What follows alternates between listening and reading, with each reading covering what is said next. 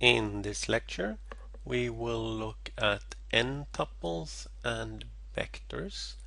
So let's begin by defining n-tuples.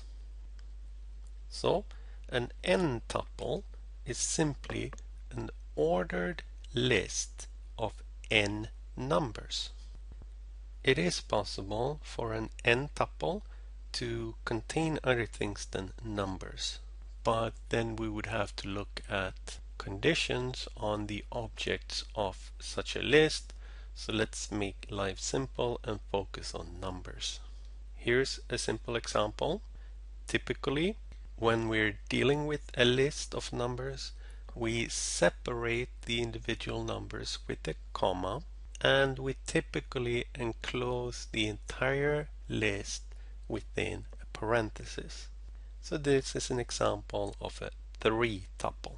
And the word n-tuple is then just a generalization allowing the number of elements in the list to be an arbitrary natural number n. The word vector has many definitions in mathematics. For now, and for quite a while, we will use the word vector completely synonymous with an n-tuple. An n-tuple in mathematics is always defined as an ordered list of stuff. That never changes, but later on we will need to generalize the concept of a vector. But for now it's just a list of numbers.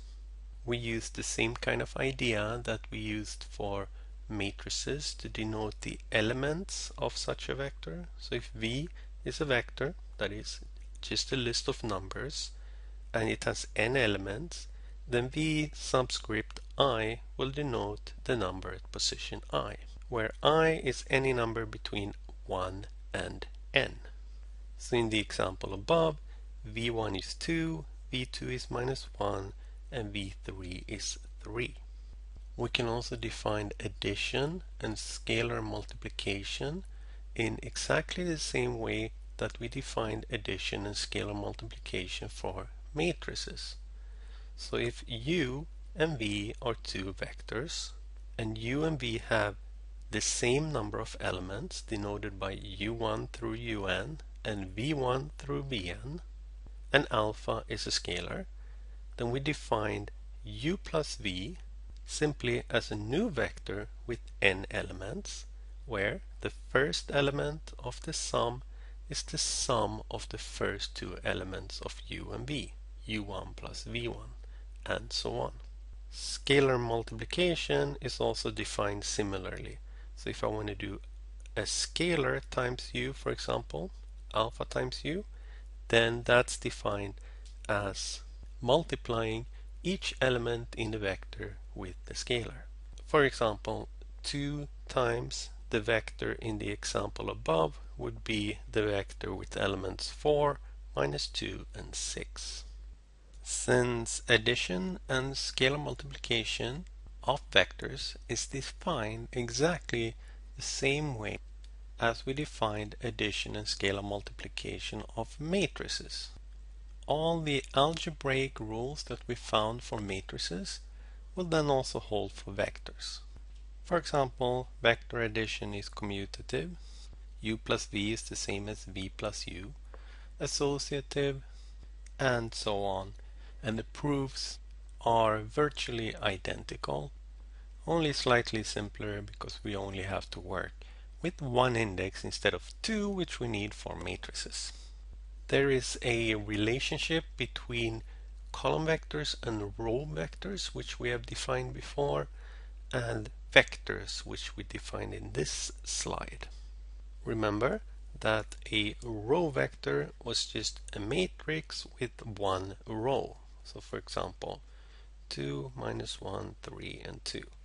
This is an example of a row vector or a 1×4 matrix. While, for example, V equal to -1, 4, 6 is a column vector being a matrix with a single column, and this column vector is also a 3×1 matrix. Note the distinction in the notation between row and column vectors and vectors. Row and column vectors are matrices, and we never use the comma sign inside a matrix. For vectors, we do use a comma sign to separate the elements. So the notation for a vector would be something like this, with a comma sign between them. Well, sometimes we actually only care about the particular elements inside a row vector or a column vector.